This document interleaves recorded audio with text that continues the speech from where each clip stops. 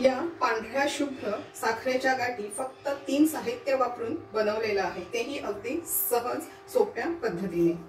रुचकर रेसिपीज मध्ये मी सरोज आपल्या सर्वांचं खूप खूप स्वागत करते। आज आपण गुढीसाठी लागणारी साखरेची माळ कशी बनवायची ते बघत आहोत। चला तर मग सुरुवात करूया। आज आपण अगदी घरगुती साहित्यातच साखरेची ही माळ बनवणार आहोत। इथे मी सर्व वाट्यांना तूप लावून घेतले। इथे मी दाखवते असं पूर्ण वाटीच्या तळाशी तूप लावून घ्यायचे आणि ही पूर्वतयारी करणं अत्यंत गरजेचं आहे, कारण साखरेचा जेव्हा पाक होतो त्यानंतरची प्रोसेस आपल्याला फार पटकन करावी लागते।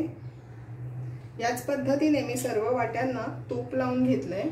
त्यामध्ये आपण एक असा छान दोरा ठेवून घ्यायचा आहे। या वाट्यांमध्ये मी हा असा दोरा छान ठेवून घेतलाय। आता आपण पाक करायला सुरुवात करूया।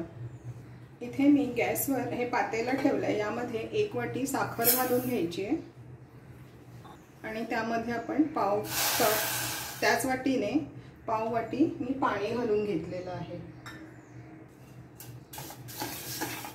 आता सुरुवातीला थोड्या मोठ्या गॅसवर आपल्याला ही साखर विरघळवून घ्यायची आहे। साखर पूर्ण विरघळलेली आहे। याच्यानंतर मी गॅसची फ्लेम थोडी कमी केली आहे। आपल्याला हा पाक असा सतत ढवळत राहूनच बनवून घ्यायचा आहे। आणखीन 3 ते 4 मिनिट हा पाक शिजवून घेतलाय।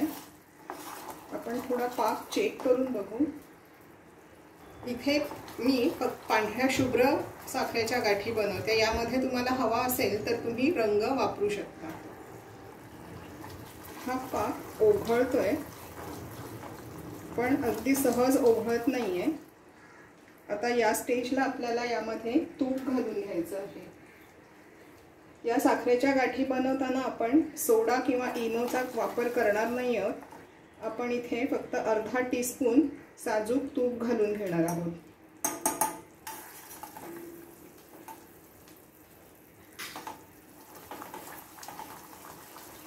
आता मी गॅसची फ्लेम एकदम कमी केली आहे।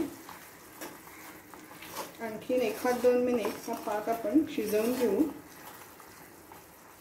आता पुन्हा एकदा आपण पाक चेक करू। हा पाक थोडा निवू दे। बघा तुम्ही, हा पाक आता हलत नाही, अगदी जागच्या जागी आहे। आपण हा थेंब टाकला तो याचाच अर्थ आपला हा गोळीबंद पाक तयार आहे। आता मी गॅसची फ्लेम बंद करते आणि पटापट हा पाक आपण तयार केलेल्या वाट्यांमध्ये घालून घेणार आहोत। आता हा पाक यामध्ये पटापट ओतून घ्यायचा आहे।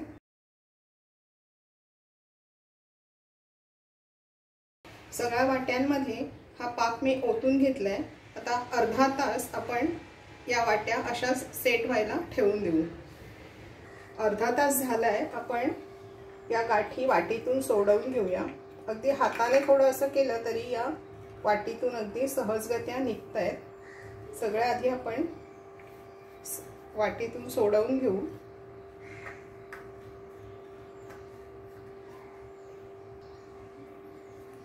तुम्ही बघू शकता अगदी सहजगत्या या गाठी अगदी व्यवस्थित उचलल्या जात आहेत। तर यावर्षी गुढीसाठी लागणारी साखरेची गाठी तुम्ही या प्रकारे अगदी घरगुती साहित्यात नक्की बनवून बघा। तुम्हाला हा व्हिडिओ कसा वाटला ते कमेंट करून नक्की कळवा। पुन्हा भेटूया अशाच एका नवीन रेसिपीसह। तोपर्यंत मस्त खा आणि स्वस्थ रहा।